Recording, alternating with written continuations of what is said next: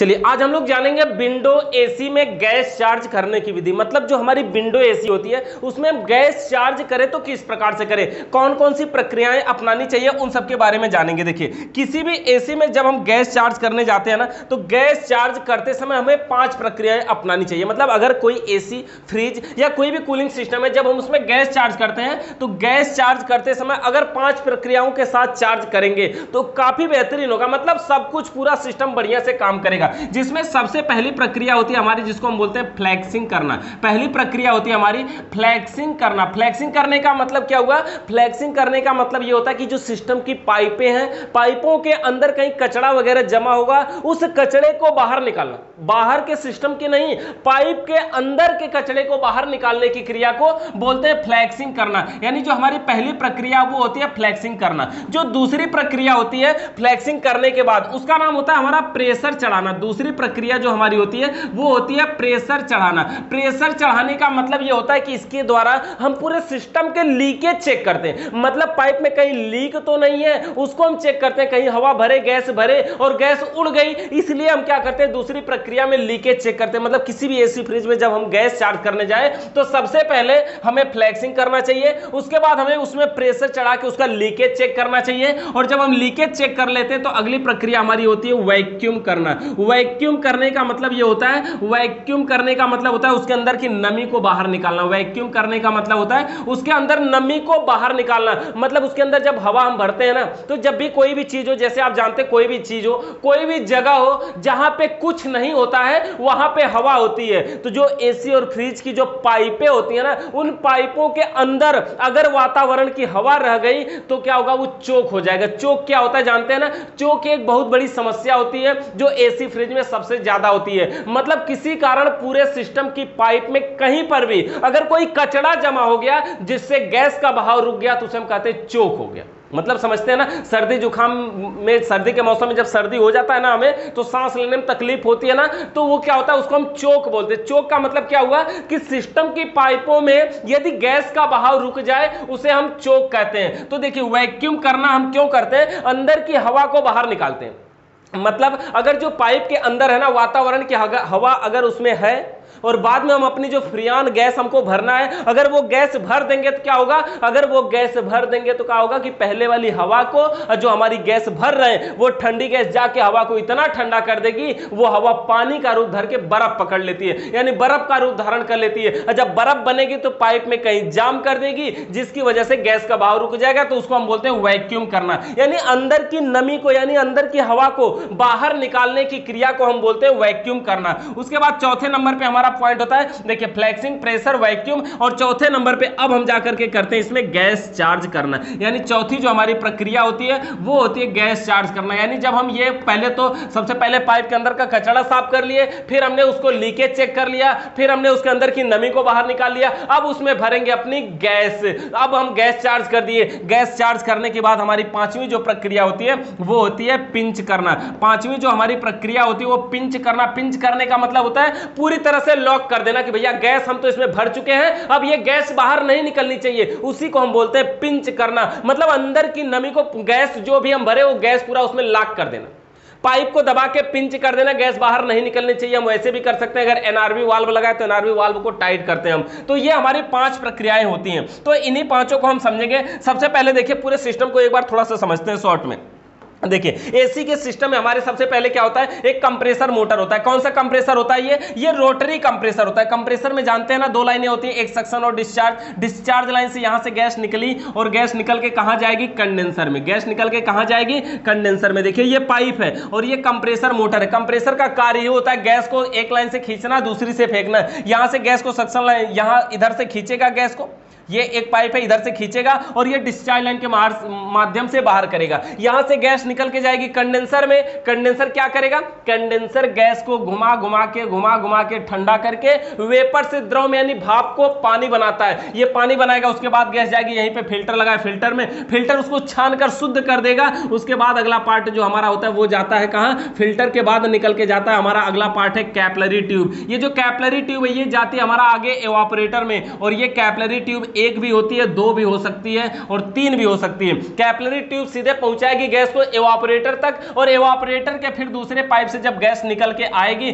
तब जाकर के आएगी कहां, कंप्रेसर के सक्शन लाइन में। यही क्रिया बार बार होती रहती है। ये पूरा कूलिंग सिस्टम है, समझिए मतलब कितना शॉर्ट में बना है ना। मतलब कि ये कंप्रेसर मोटर है, कौन सा कंप्रेसर है, रोटरी कंप्रेसर। क्या कार्य करता है, गैस को सक्शन लाइन से खींचता है, डिस्चार्ज से फेंकता है। कितने एचपी का होता है, आधा एचपी से लेकर के 2 या 3 एचपी तक का इसका हम यूज कर सकते हैं, 1-1.5 है ना। और उसके बाद जब ये डिस्चार्ज लाइन से गैस निकला तो कहां गई, कंडेंसर में। एसी में कौन सा कंडेंसर प्रयोग किया जाता है, फिन्स ट्यूब टाइप कंडेंसर प्रयोग किया जाता है। किसका बना होता है, कॉपर का बना होता है, एल्युमिनियम का बना होता है, यानी कॉपर की पाइपें, एल्युमिनियम का फिन्स लगा होता है। उसके बाद गैस कहां जाती है, फिल्टर में जाती है। फिल्टर क्या कार्य करता है, रेफ्रिजरेंट को छानकर शुद्ध करता है। इसमें सिलिकॉन की गोलियां होती है जो नमी को अवशोषित करने का काम करती है। उसके बाद गैस जाती है हमारा, देखिए कहां, कैपिलरी ट्यूब में। ये जो कैपिलरी ट्यूब होती है एक पतली सी पाइप होती है जिसमें जो क्या कार्य करती है, गैस के प्रेशर को कंट्रोल करती है। मतलब हाई प्रेशर से लो प्रेशर में बदल, बड़ी तेज गति से यहां तक गैस जा रही होती है, लेकिन बीच में आगे जाकर के क्या करता है, इतना पतली पाइप है ना, गैस कितना तेजी से जाए। मतलब आप ही जैसे अभी चौड़ा रोड अगर पा जाए तो गाड़ी बड़ी स्पीड में भागेगी, लेकिन जाते ही कहीं जाम लग जाए या पतले गली में से निकलना है, स्पीड स्लो हो जाएगी ना। वही काम करती है गैस की। कैपिलरी ट्यूब का काम होता है रेफ्रिजरेंट के प्रेशर को कंट्रोल करना। बहुत पतली होती है, कितना पतली, जितना हमारे पेन के अंदर सिक्का दिखता है ना कलम के अंदर, उतनी पतली कैपिलरी ट्यूब होती है। तो ये कार्य करता है। उसके बाद इवापोरेटर है जो ठंडा करता है, उसके बाद फिर से गैस सक्शन लाइन में। यही क्रियाएं बार बार होती रहती है। इसीलिए तो हमारी एसी फ्रिज में कभी गैस खत्म नहीं होती, कभी भी गैस खत्म नहीं होती है। गैस लीक करेगी तो पूरा करेगी, कम भी नहीं होती। नहीं एसी में हमारे गैस कम हो गए ऐसा भी नहीं होता। गैस बचेगी तो पूरा रहेगी, तो पूरा, खत्म होगी तो पूरा निकलेगा ना। तो गैस कभी कम नहीं होती है। ये हो गया हमारा पूरा सिस्टम। अब हम बात करते हैं सबसे पहले कि अगर हमें इसमें गैस चार्ज करना पड़े, अगर इसमें हमें गैस चार्ज करना पड़े तो हम क्या करेंगे। सबसे पहले देखिए, सबसे पहले हमारी प्रक्रिया क्या है, फ्लैक्सिंग करना। फ्लैक्सिंग करने का मतलब क्या होता है, पूरे सिस्टम की पाइप के अंदर से कचरे को बाहर निकालना। पूरा जो सिस्टम है इसके पाइप के अंदर से कचरे को बाहर निकालने की क्रिया को बोलते हैं फ्लैक्सिंग करना। फ्लैक्सिंग हम सिस्टम में 2 जगह से करते हैं। फ्लैक्सिंग इस सिस्टम में हम 2 जगह से करते हैं। देखिए ये पाइप ज्यादा मुड़ जाएगी, ज्यादा उड़ गई ना, ये डिलीट होने का जो सिस्टम है ना थोड़ा सा ज्यादा हो जाता है। देखिए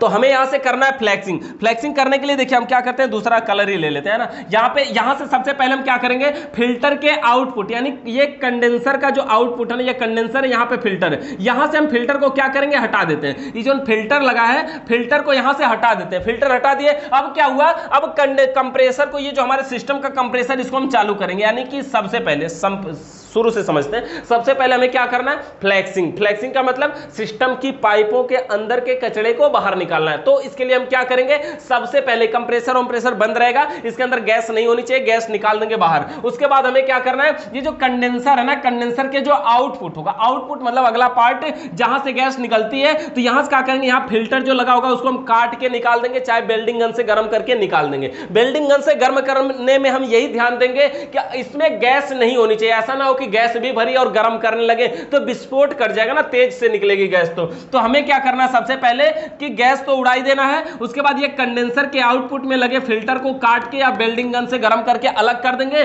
उसके बाद ये जो कंप्रेसर हमारा है इसको हम क्या करेंगे, ऑन कर देंगे, मतलब चालू कर देंगे। और जब कंप्रेसर को चालू कर देंगे तो क्या होगा, फिर से ये कंडेंसर का जो आउटपुट है ना, यहां पर हम हाथ के अंगूठे से इसको दबाएंगे। यानी कंडेंसर का आउटपुट की जो पाइप निकलेगी ना, उसको हम हाथ के अंगूठे से दबाएंगे और तेजी से दबाए रखेंगे। और कब तक दबाए रखेंगे, जब तक इसमें पूरा प्रेशर ना भर जाए। जब इसमें पूरा प्रेशर भर जाएगा, हाथ के अंगूठे को झटके से हटाएंगे, जिससे प्रेशर के साथ कंडेंसर के अंदर का कचरा भी बाहर निकल जाएगा। यानी कि प्रेशर के साथ कंडेंसर के अंदर जो कुछ कचरा होगा वो बाहर निकल जाएगा। तो एक के बार में नहीं निकल जाएगा, कई बार में निकलेगा। इसको देर तक करना होगा, 10 मिनट 15 मिनट तक करना होगा। बार बार फ्लैक्सिंग करेंगे। कब तक करेंगे, जब तक इसके अंदर से कचरा आना बंद ना हो जाए। यानी जब तक इसके अंदर से कचरा आता रहेगा तब तक फ्लैक्सिंग करते रहेंगे। तो कब तक फ्लैक्सिंग करना है, जब तक इसके अंदर से कचरा आना बंद ना हो। फ्लैक्सिंग करते समय ये जो कंडेंसर की पाइपें है ना, इसको वेल्डिंग गन के माध्यम से हल्का हल्का गर्म भी किया जा सकता है। क्यों, गर्म करने से क्या होगा कि इसके अंदर जो नमी,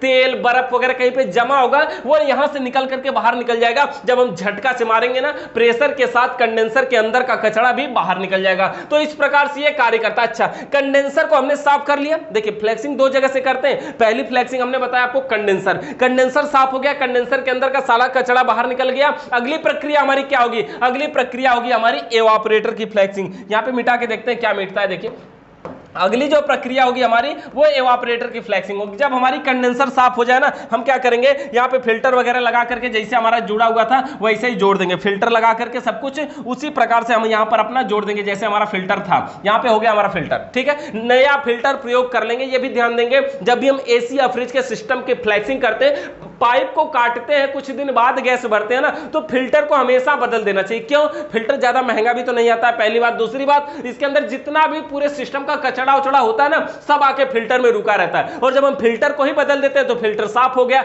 मतलब देखिए कोई कचरा वगैरह जो जमता है ना, पहली बात कंप्रेसर में कोई कचरा आता नहीं, यानी कोई चोक होता नहीं। क्यों? क्योंकि इसके पास खुद की पावर है, खुद की शक्ति है ना। क्यों? ये एक लाइन से खींच के दूसरी लाइन तक जब गैस को भेज सकता है तो अपने अंदर आए हुए कचड़े को बाहर नहीं फेंक पाएगा, फेंक देता है ये भी, और आगे गैस निकल के जाती। कंडेंसर चोक होता है, तो कंडेंसर को हमने साफ कर दिया, फिल्टर को बदल दिया, दो चीज साफ हो गया, कंप्रेसर चोक होता नहीं, बचा दो चीज और, कैपिलरी और एवापोरेटर, यही बचा। इसको हमें साफ करना है। इसको हम साफ करने के लिए क्या करेंगे? देखिए सबसे पहले कैपिलरी और एवापोरेटर को साफ करने के लिए क्या करेंगे, एवापोरेटर के आउटपुट यानी कंप्रेसर के सक्शन लाइन वाली ये जो पाइप है ना, इसी पाइप को हम क्या करेंगे, यहीं से काट देंगे। पाइप को क्या करेंगे, यहीं से काट देंगे। और जब हम इसको काट देंगे तो क्या होगा, फिर से कंप्रेसर को ऑन करेंगे, मतलब चालू करेंगे। और ये जो हमारी एवापोरेटर के आउटपुट की पाइप है ना, जो हमारी एवापोरेटर के आउटपुट की पाइप है ये वाली, इसको हम क्या करेंगे, अब इसको हम हाथ के अंगूठे से दबाएंगे। और कब तक दबाए रखेंगे? जब तक इसमें भी पूरा प्रेशर ना भर जाए। जब इसमें भी पूरा प्रेशर भर जाएगा, हाथ के अंगूठे को झटके से हटाएंगे।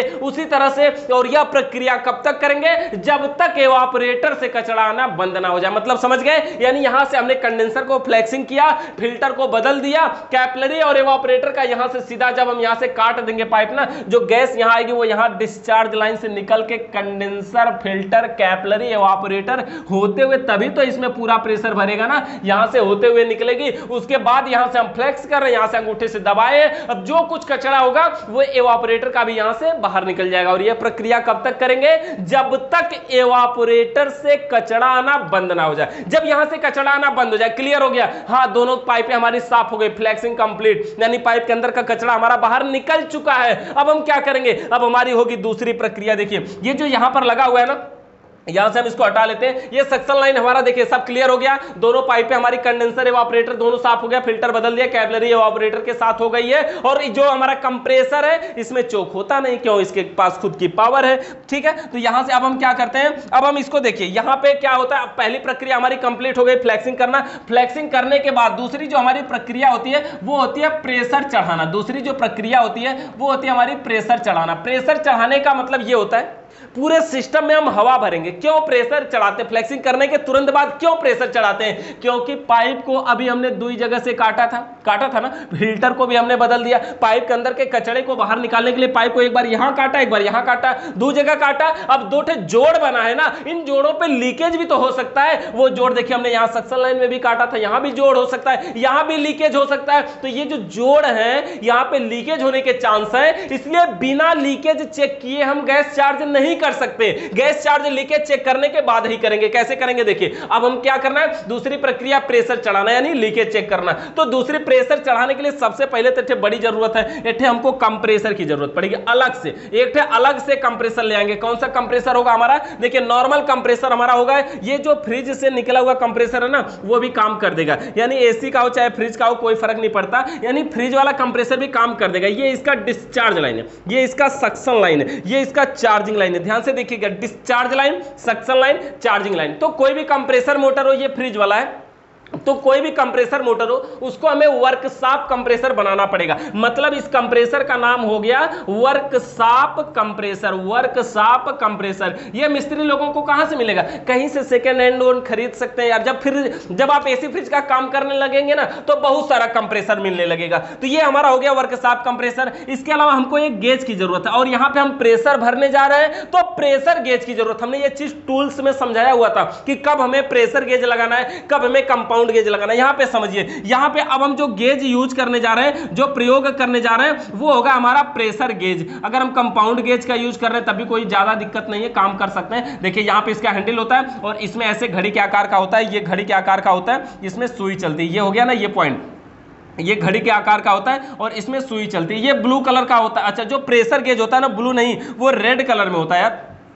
जो प्रेशर गेज होता है वो रेड कलर में होता है और जो कंपाउंड गेज होता है वो ब्लू कलर का होता है। ये रेड कलर में हमारा प्रेशर गेज हो गया। अब इस प्रेशर गेज में क्या करना हमको, देखिए क्या क्या लिए यहाँ पे, एक तो वर्कशॉप कंप्रेसर, दूसरा प्रेशर गेज। अब हमें क्या करना है, देखिए अब हमें करना यह है कि ये जो इसका सिस्टम है ना वर्कशॉप कंप्रेसर का, वर्कशॉप कंप्रेसर के डिस्चार्ज लाइन में रबड़ की चार्जिंग पाइप लगाएंगे। क्या लगाएंगे, रबड़ की चार्जिंग पाइप लगाएंगे और चार्जिंग पाइप का दूसरा सिरा अपने गेज के साइड वाले में जोड़ेंगे, नीचे वाले में नहीं जोड़ना है, ये भी ध्यान देना है। नीचे वाले का संपर्क सुई से होता है, इसलिए नीचे वाले का संपर्क हम जब पूरे सिस्टम में जोड़ेंगे ना तब काम करेगा। तो एक रबड़ की ये चार्जिंग पाइप हो गई, चार्जिंग पाइप के सहारे हमने गेज में जोड़ दिया और जो गेज का दूसरा सिरा है, इस कंप्रेसर से हमारी इसमें चार्जिंग लाइन भी निकली होगी ऐसे। तो ये जो दूसरा सिरा है इसको हम जोड़ देंगे कहां, ये रबड़ की चार्जिंग पाइप की सहायता से जोड़ देंगे अपने उस कंप्रेसर यानी मेन सिस्टम के फ्रिज के सक्शन लाइन से निकले हुए चार्जिंग लाइन में। ये देखिए ये जो लाइन है ना, इसको ये भी चार्जिंग लाइन है, ये सक्शन लाइन में से निकाली जाती है चार्जिंग लाइन।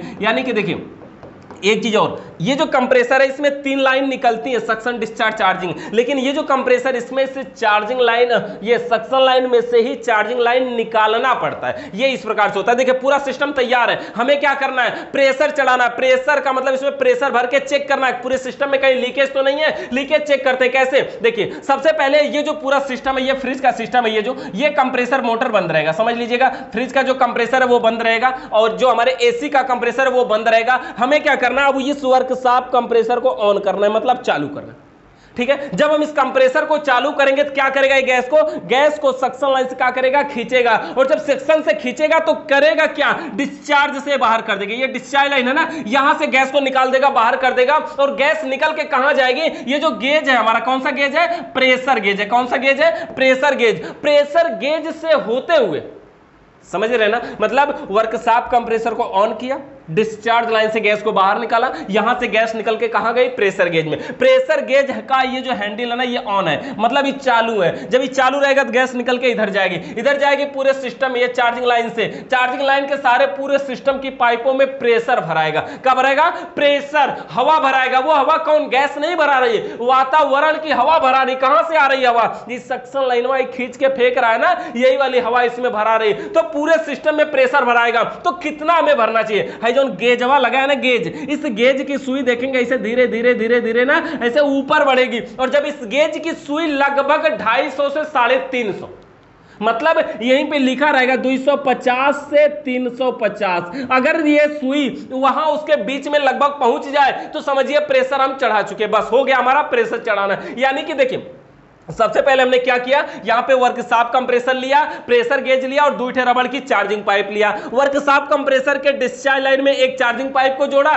चार्जिंग पाइप का दूसरा सिरा गेज में जोड़ दिया। अब गेज का नीचे का सिरा में दूसरी चार्जिंग पाइप जोड़ा और इसका सिरा ले जाकर के अपने सिस्टम के चार्जिंग लाइन में जोड़ दिया। यहां पे इतना जुड़ गया।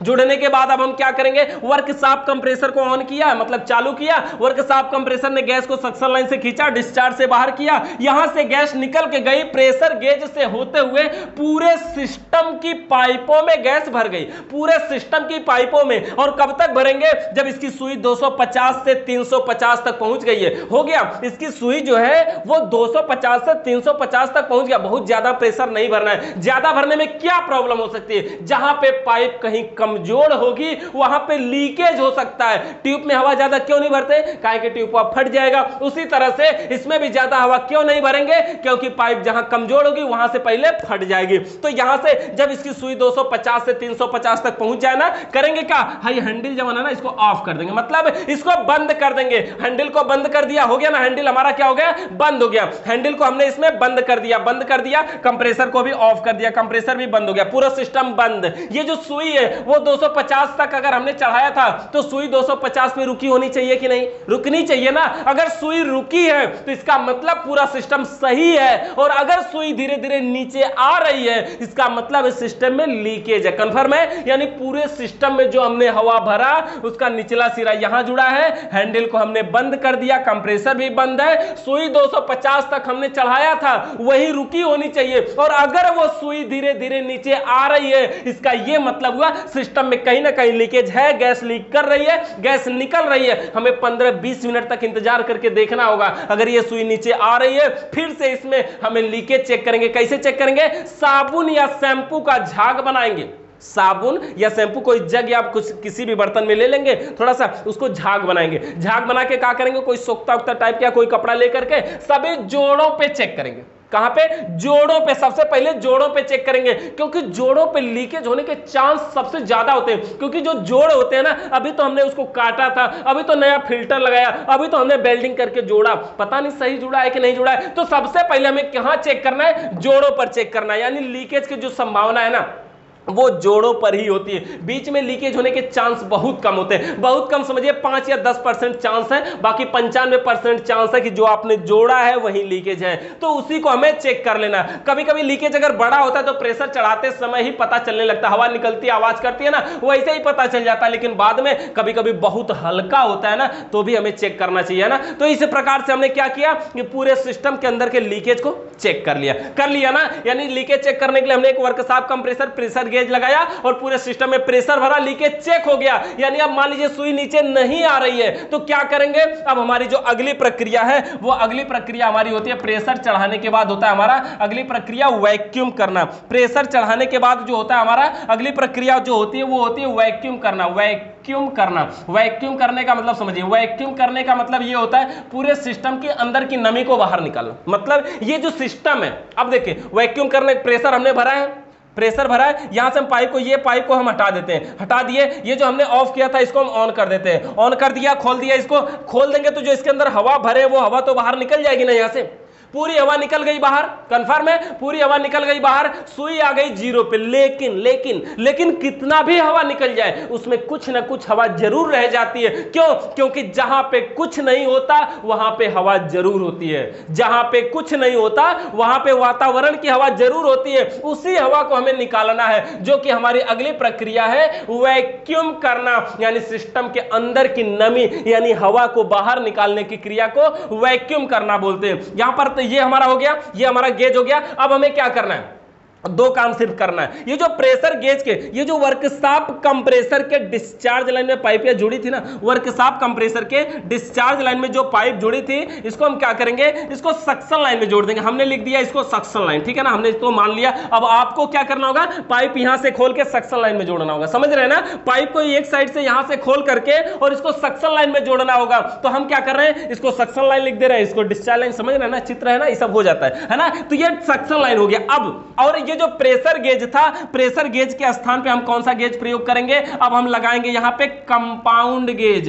कंपाउंड गेज और प्रेशर गेज में क्या अंतर होता है? सबसे मेन अंतर यही होता है, कंपाउंड गेज में सुई माइनस में भी जा सकती है और प्रेशर गेज प्रेशर सिर्फ भरने के लिए प्रयोग किया जाता है। मतलब समझ रहे हैं ना? प्रेशर भरेंगे मतलब सुई ऊपर बढ़ाना है, लेकिन कंपाउंड गेज प्रेशर निकालेंगे मतलब माइनस में सुई जानी चाहिए। अब हम कौन सा गेज प्रयोग करेंगे? यहाँ पे प्रेशर गेज नहीं, कंपाउंड गेज का यूज करेंगे। कंपाउंड गेज का जो कलर होता है ना, वो ब्लू कलर का होता है। अब प्रेशर गेज खतरे की बात है इसलिए रेड कलर होता है और कंपाउंड गेज ब्लू कलर में होता है। समझ गए? ये ब्लू कलर में होता है, मतलब नीले कलर में होता है। मतलब यहाँ पे कोई खतरे उतरे की बात नहीं है। ये हो गया हमारा नीले कलर का, ठीक है ना? ये गेज हमारा हो गया नीले कलर का, यानी कि यहाँ पे कंपाउंड गेज हमने लगा दिया। अब क्या करेंगे? अब यहां से पाइप को जोड़ते हैं, यानी कंप्रेसर के सक्शन लाइन से। मतलब सिंपल सी एक वर्ड में अगर बात बोले ना, इतना यह प्रेशर चढ़ाने के बाद कि प्रेशर गेज के स्थान पे कंपाउंड गेज यूज करेंगे और यहां से डिस्चार्ज लाइन से पाइप को खोल करके सक्शन लाइन में जोड़ देंगे। बस इतना ही काम करना है। तो यहां पे हमने सक्शन लाइन में जोड़ दिया और यहां कंपाउंड गेज लगा दिया, हो गया। अब क्या करेंगे? देखिए फ्रिज का, ये हमारे एसी का कंप्रेसर अभी भी बंद रहेगा, एसी का कंप्रेसर अभी भी हमारा क्या होगा? बंद रहेगा। अब हम क्या करेंगे? कंप्रेसर मोटर को, यही वर्कशॉप वाले को चालू करेंगे। वर्कशॉप कंप्रेसर को चालू करेंगे, क्या करेगा? गैस को सक्शन लाइन से खींचेगा, डिस्चार्ज से बाहर करेगा, सक्शन से खींचेगा, डिस्चार्ज से बाहर करेगा। जब ये पूरी गैस को खींच के बाहर कर देगा, इसमें जो सुई लगी होगी ना, वो क्या करेगी? वो जीरो पे डाउन होगी ना, काहे कि भर थोड़ी ना रहे कि तेज भगेगी, ये जीरो पे जाती है, नीचे साइड में जाती है। और जब इस गेज की सुई -10, -20, -30 तक जाती है, तो तो जब इसकी सुई इसमें -30 तक लास्ट ऑप्शन है होता है, उसके नीचे जाने के लिए जगह ही नहीं होती। जब इसकी सुई -30 तक चली जाए ना, समझ लीजिए अब हवा निकल गई है। फिर भी अगर टाइम की बात करें तो 10 से 15 मिनट तक अगर हम वैक्यूम करें तो बढ़िया वैक्यूम हो पाता है, यानी अच्छे से नमी बाहर निकल जाती है। सुइया जो 0 -30 पे जाना है ना, ये तो 2-3 मिनट में चली जाती है, लेकिन हमें सिर्फ 2-3 मिनट वैक्यूम नहीं करना है, हमको देर तक करना है, 10, 15, 20 मिनट तक वैक्यूम करना है। जितना देर वैक्यूम 15-20 मिनट करेंगे उतना बढ़िया अंदर से नमी को बाहर निकाल पाएंगे। अब हमें क्या करना है, 15 मिनट तक चलाएंगे इस वर्कशॉप कंप्रेसर को। ये क्या करेंगे, सुई धीरे धीरे धीरे धीरे नीचे जाएगी, कंप्रेसर डिस्चार्ज लाइन से हवा धीरे धीरे फेंकना बंद कर देगा। क्यों? क्योंकि जब अंदर हवा नहीं रहेगी तो खींचेगा कहां से, अब फेंकेगा कहां, तो हवा ये धीरे धीरे खींच करके बाहर फेंकना बंद कर देगा। तो जब ये हवा फेंकना बंद कर दे तो समझिए हमारा क्या हो गया, इसमें जो हमारी वैक्यूम है वो हो चुका है, यानी जो हमारी वैक्यूम करने का जो सिस्टम था वो हो गया है। वैक्यूम करने का मतलब समझ गए होंगे आप, वैक्यूम करने का मतलब ये होता है अंदर की नमी को बाहर निकालने की क्रिया को हम वैक्यूम कहते हैं। तो ये देखिए हमारा सिस्टम का कंप्रेसर है और इसमें दिखाते हैं आपको कंडेंसर लगा करके। एक बार हम थोड़े से सिस्टम को फिर से समझते हैं। और ये जो हमारा सिस्टम था, देखिए ये जो डिजिटल बोर्ड है ना, प्रॉब्लम इसमें थोड़ी सी आ रही है कि जो एक बार ये बोर्ड बन जा रहा है ये आधा घंटा के लिए रह रहा है, आधा घंटा में अपने आप फिर से हट जा रहा है। तो यही थोड़ी सी अभी प्रॉब्लम हो रही है। जैसे अभी ये प्रॉब्लम सही हो जाएगी और ये सारे फोटो एक बार से हमको फिर से लेना है। और सारे फोटो में देखिए कुछ नहीं है, फिल्टर यहाँ पे हो गया। फिल्टर का कार्य क्या होता है, रेफ्रिजरेंट को छानकर शुद्ध करना। और ये कौन सा फिल्टर होता है, ये जो फिल्टर होता है इसका भी स्पेशल नाम होता है। कौन सा होता है फिल्टर, बताइए तो कमेंट करके। ये जो फिल्टर होता है ना, ये स्टेनर फिल्टर होता है, स्टेनर फिल्टर। ड्रायर फिल्टर हमारे फ्रिज में लगता है, स्टेनर फिल्टर हमारे एसी में लगता है, और माइक्रो स्टेनर फिल्टर जो हमारा तीसरा फिल्टर है वो वाटर कूलर और डीप फ्रीजर में प्रयोग किया जाता है। ये फिल्टर हो गया, कैपिलरी ट्यूब बीच में हो जाएगी और लगा देते हैं एवापोरेटर। ये हमारे पांचों मैकेनिकल भाग हो गए पांचों मैकेनिकल भाग हो गए। देखिए चित्र को थोड़ा थोड़ा छोटा छोटा ले रहे हैं ना, अच्छा दिखने में लगे। ये देखिए यहां से सिस्टम को जोड़ देते हैं। कंप्रेसर का डिस्चार्ज लाइन जुड़ा है कंडेंसर में, कंप्रेसर के डिस्चार्ज लाइन से गैस निकल के गई कहां, कंडेंसर में, कंडेंसर से फिल्टर में, फिल्टर से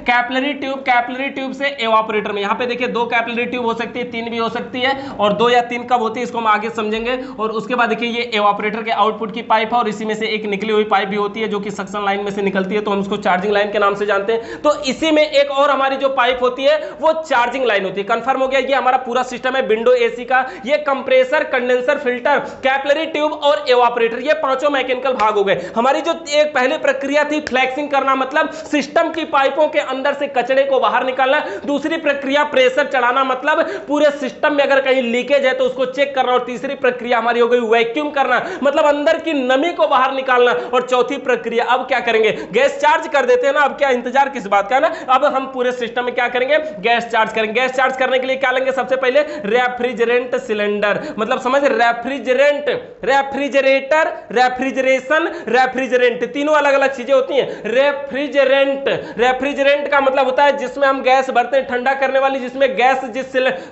रेफ्रिजरेंट का मतलब होता है गैस ठंडा करने वाली, और वही गैस जिस सिलेंडर में रखी जाएगी उसको हम बोलते हैं रेफ्रिजरेंट सिलेंडर, रेफ्रिजरेंट सिलेंडर। तो यहां पर हमने एक सिलेंडर ले लिया, जो सिलेंडर लिया है ना ये उल्टा करके ले लिया, उल्टे मतलब समझ रहे ना, ऊपर वाला नीचे। इससे क्या होगा, जो हमारी बढ़िया वाली गैस है वो नीचे निकल रहेगी, और नीचे रहेगी तो बढ़िया से निकल के जाएगी। ये हो गया हमारा इसका आउटपुट का पॉइंट, ये हो गया। अब देखिए यहां पे सिलेंडर वाल्व भी लगा होता है, मतलब ये हैंडल बना होता है, यहां से हम ढीला कम करेंगे ना तो गैस निकल के जाएगी। अच्छा, हमने देखिए पूरा सिस्टम समझिए थोड़ा सा। अभी हमने वैक्यूम किया है, यहाँ पे हमारा गेज लगा हुआ था, और ये जो गेज अभी हमारा था जब हमने वैक्यूम कर रहे थे, तो कौन सा गेज होगा, कंपाउंड गेज, क्योंकि कंपाउंड गेज में ही सुई माइनस में जाती है, इसलिए हमने वही गेज लगाया था, कंपाउंड गेज। और जब हम यहाँ से, अब देखिए ये हैंडल को ऑफ कर करके हमने और इसको निकाल लिया था, मतलब इधर से पाइप को निकाल लिया, और ये जो पाइप हमारी है ये चार्जिंग लाइन में जुड़ी ही रही थी। यानी इतना सिस्टम हमने वैक्यूम करने के बाद इस स्तर पे इसको छोड़ दिया था। अब क्या करना है, अब ये जो रबड़ वाली चार्जिंग पाइप को हमने, ये जो रबड़ की चार्जिंग पाइप है यही सिस्टम लगा था, ये पाइप अब तक कंप्रेसर के सक्शन लाइन में जुड़ी थी वर्कशॉप में, उसी को हम सक्शन लाइन से खोल करके रेफ्रिजरेंट सिलेंडर में जोड़ देते हैं। यानी जो सक्शन लाइन में जुड़ी थी उसको हम रेफ्रिजरेंट सिलेंडर में जोड़ देते हैं। इससे क्या होगा, अब हमारा देखिए ये जो सिलेंडर है, अब हम क्या करेंगे, इसमें भरना है गैस। पूरे सिस्टम का वैक्यूम कर चुके हैं। सुई -30 पे, जो -30 इसके अंदर है, सुई जो है वो -30 पे है, -30 पे रुकी रहेगी। ये जो सुई है वो -30 पर रुकी रहेगी। लेकिन ये जो पाइप है ना, ये पूरे सिस्टम का वैक्यूम तो हो चुका है, इधर का हो गया, लेकिन है जो इतनी वाली पाइपिया 1 मीटर के लगभग है, इसमें गैस है, वातावरण की हवा है, क्योंकि पाइप अभी अभी यहां पे जोड़ी गई ना, तो यहां से हवा तो अंदर चली गई ना। अगर हैंडल को खोल देंगे ना, पूरे सिस्टम में हवा चली जाएगी बिना किसी मोटर के चले हुए। तो लेकिन हम क्या करेंगे, हैंडल को खोलेंगे नहीं, पागल है, हैंडल को खोलना नहीं है, अंदर हवा नहीं भरना है। यहां से क्या करेंगे, अब इतना दूर की पाइप को भी वैक्यूम करना है। कैसे करेंगे, देखिए ये जो रेफ्रिजरेंट सिलेंडर वाल्व है ना, इसको हम क्या करेंगे, ढीला करेंगे, ढीला करेंगे। जब हम इसको ढीला करेंगे तो इसके अंदर से जो गैस है बढ़िया वाली, उल्टा की है ना, तो बढ़िया वाली जो गैस है वो आएगी या निकल के पाइप में जाएगी। और जब इस पाइप में जाएगी ना, तो ये क्या होती है, थोड़ी बढ़िया वाली गैस थोड़ी भारी होती है, वो हवा को दबा के आगे कर देती है। यानी इस पाइप में हवा है पहले से, लेकिन जो बढ़िया वाली गैस निकल के गई वो हवा को दबा के आगे करेगी, और हम क्या करेंगे, नटा यहीं से ढीला कर देंगे। और जब ढीला करेंगे, इधर से हवा दबा रही है, ये जो हमारा रेफ्रिजरेंट है वो 22 नंबर का जो गैस है, इसमें जो हम गैस भरेंगे वो फ्रियान 22 भर रहे हैं, ठीक है। तो जो हम इसमें फ्रियान 22 जो हवा इसको दबा रही है, तो आगे जाके जाएगी कहां, गेजवा तो बंद है। हम क्या करेंगे, इस नट को ढीला करेंगे, इसके अंदर से हवा बाहर निकलेगी, इसके अंदर से जो हवा है पहले वो बाहर निकलेगी, और फिर धीरे धीरे हमारी जो गैस है ना बढ़िया वाली, वो उड़ना स्टार्ट हो जाएगी। जब उड़ना स्टार्ट हो जाएगी तो हम देखेंगे अच्छा उड़ रही है, तुरंत नट को टाइट कर देंगे, मतलब क्लियर कि इसके अंदर की हवा को भी हमने बाहर निकाल दिया, मतलब पूरे सिस्टम का वैक्यूम हो चुका है। अब हम क्या करेंगे, पूरे सिस्टम का वैक्यूम होने के बाद अब हमें इसमें गैस चार्ज करना स्टार्ट करना है। कैसे स्टार्ट करेंगे, सबसे पहले देखिए ये जो हमारे सिस्टम का कंप्रेसर मोटर, यानी जो हमारे एसी का कंप्रेसर है, अब एसी को चालू करना है। देखिए हमने वर्कशॉप कंप्रेसर अब हटा दिया, अब क्या करना है जो एसी का कंप्रेसर मोटर है इसको चालू करना है, ऑन कर देना है। और जैसे ही मोटर को स्टार्ट करेंगे, क्या करेगा, ये अपना काम करना स्टार्ट करेगा, गैस को सक्शन लाइन से खींचना, डिस्चार्ज लाइन से फेंकना, गैस स्टार्ट हो जाएगी। लेकिन ये हैंडल तो अभी बंद है। हम क्या करेंगे, फिर से सबसे पहले क्या करेंगे, जो हवा इसमें पाइप में खोले है ना, थोड़ी सी हवा को हमने उड़ाया, कंप्लीट उड़ा नहीं है। अब हम क्या करेंगे, सबसे पहले जो यहां पे ऑफ था ना, इसको हम चालू कर देंगे। क्या करेंगे, इसको हम ऑन कर देंगे, मतलब चालू कर देंगे। और जैसे ही इसको ऑन करेंगे, जो हवा पाइप की है पहले तो वो निकल के जाएगी, गई, अच्छा वो ज्यादा तो थी नहीं, बहुत थोड़ी सी थी, इतनी से। अब हम क्या करेंगे, जो रेफ्रिजरेंट सिलेंडर का हैंडल है ना, इसको हम ऐसे 1 या 2 सेकंड के लिए खोलेंगे और फिर बंद कर देंगे। देखेंगे जब खोलेंगे ना, ये जो सुई है ये ऊपर प्लस की तरफ जाएगी। ज्यादा नहीं खोलना कि नहीं 90-90 पार कर जाना, 15-20 तक अगर जा रही है तो कोई बात नहीं, 30 तक जा रही है तो कोई बात नहीं, ज्यादा इसको ऊपर तक नहीं बढ़ाना है, 30-40 तक बस, मतलब मैक्सिमम 50 तक जाने दीजिए। अगर एकाएक ज्यादा देर तक गैस खोल देंगे क्या होगा, गैस यहां से निकल के जाएगी, यहां से निकल के जाएगी, जो अंदर पिस्टन सिलेंडर ऊपर नीचे काम कर रहे हैं, ऊपर जाके दबाव बना देगी, पिस्टन ऊपर उठ ही नहीं पाएगा। और जब ऊपर नहीं उठेगा तो गैस का संचार कैसे करेगा, गैस का संचार नहीं करेगा, कुल मिला के कंप्रेसर बैठ जाएगा। कहेंगे सट बैक हो गया। सट बैक मतलब किसी कारण से अगर कंप्रेसर जाम हो गया तो उसको हम बोलते हैं सट बैक। इस अवस्था में हमें गैस को इसमें से फिर निकालना पड़ेगा और दोबारा से फिर काम करके फिर से इसमें वैक्यूम करना पड़ेगा। मतलब समझ गया ना, पूरा सिस्टम फिर से करना पड़ जाएगा। इसलिए ज्यादा गैस एक साथ नहीं खोलना है, थोड़ी सी गैस को खोलेंगे, बंद कर देंगे, 1-2 मिनट चलने देंगे, फिर से गैस को खोलेंगे, बंद कर देंगे, 2 से 3-4 बार करेंगे। और उतने में देखेंगे जो कंडेंसर है ना, क्या होगा, धीरे धीरे गर्म होने लगेगा। कंडेंसर जितना अधिक गर्म हो रहा है, समझिए एवापोरेटर उतना बढ़िया ठंडा कर रहा है। यानी जितना बढ़िया कंडेंसर गर्म होगा, उतना बढ़िया जो हमारा एवापोरेटर है वो ठंडा भी होगा। समझिए, अब जब हम गैस चार्ज करेंगे, ये जो सुई 0-30 पे थी, ये धीरे धीरे प्लस की तरफ जाने लगेगी। अब प्लस पे जाएगी, जब ये सुई 0 पे आ जाएगी और ये सुई आगे जाएगी, 10 पे आएगी, 20 पे आएगी, 30 पे आएगी, 40 पे आएगी, ऐसे। अब देखिए मैथ की भाषा में 453 ग्राम बराबर 1 पाउंड होता है, लेकिन हमारे कंपाउंड गेज की भाषा में 10 ग्राम बराबर 1 पाउंड होता है। 10 ग्राम बराबर 1 पाउंड, यानी कि अगर इसमें सुई +10 तक पहुंच गई तो इसका मतलब ये हो गया कि एसी में 100 ग्राम गैस चार्ज हुई। मतलब ये रनिंग का टाइम है, रनिंग के प्रेशर है, यानी इसमें रनिंग कर रहा है, यानी एसी हमारी विंडो एसी नॉर्मल चल रही है। और जब इसकी सुई +10 पे अगर यहां तक हो गई है तो मतलब इसमें 100 ग्राम गैस हो गई है। अगर 20 पे हो गई है तो 200 ग्राम हो गई, 30 पे हो गई है 300 ग्राम हो गई। अब गैस भरना कितना है, हर एसी में अलग अलग भरते हैं ना, जैसे एसी आधा टन की है, 1 टन की है, 1.5 टन की है, 2 टन की। एसी टन में आता है ना, एसी का का मात्रक होता है टन, हर चीज का एक मात्रक होता है ना, लंबाई को यहां से वहां इतना किलोमीटर है ना, मोटर एचपी में मापते हैं ना, फ्रिज लीटर में मापते हैं, तो एसी टन में मापते हैं। टन का मतलब वजन नहीं, कूलिंग कैपेसिटी होती है। तो ये हमारा सिस्टम होता है, देखिए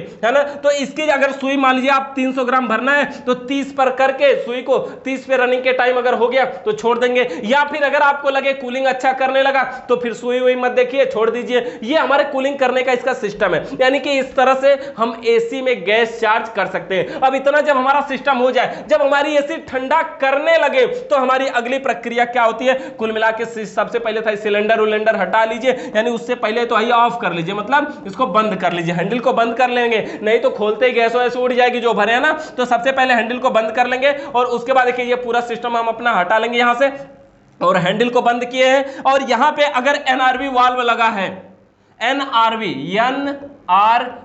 एनआरवी का पूरा नाम होता है non return valve. Non return valve का मतलब गैस सिर्फ जाएगी आएगी नहीं, जैसे वैक्यूम हवा भरते छुच्छी का पॉइंट लगा होता है ना, जब दबता है तभी तो गैस निकलती है, वैसा इसमें भी लगता है। वही अगर लगा है तब तो सीधे पाइप खोल लीजिए, कोई बात नहीं है, एनआरवी को टाइट करके ढक्कन लगा दीजिए, मेंटेन हो गया। लेकिन अगर वो नहीं लगा है तो पिलास आता है जिसको हम बोलते हैं पिचिंग प्लायर, लेकर के पाइपिया को 3 जगह दबाना होगा। अगर पाइप को 3 जगह दबाएंगे तो क्या होगा, गैस एक जगह से लीक करने के चांस, चलो दोबारा दबाते, फिर चांस, चलो तिबारा दबाते, 3 बार दबाएंगे लगभग सही हो जाता है। लास्ट में पाइप को काट करके यहीं से अब वेल्डिंग वेल्डिंग करके बढ़िया से जोड़ देंगे, और जोड़ने के बाद जो है इधर इनका सिस्टम है, ये सारा सिस्टम अपना क्या करेंगे, हटा लेंगे। गेज वेज सब हटाइए, सिर्फ बचा क्या हमारा एसी। ये एसी ऐसे ही ठंडा करते हुए कंडीशन में इसको छोड़ देंगे। तो इस प्रकार से हमारा नॉर्मल विंडो एसी में हम गैस चार्ज कर सकते हैं और बढ़िया तरीके से वो काम करेगी। तो एसी में गैस चार्जिंग से रिलेटेड अगर आपका किसी भी प्रकार का सवाल या सुझाव है तो नीचे कमेंट करके बताइएगा।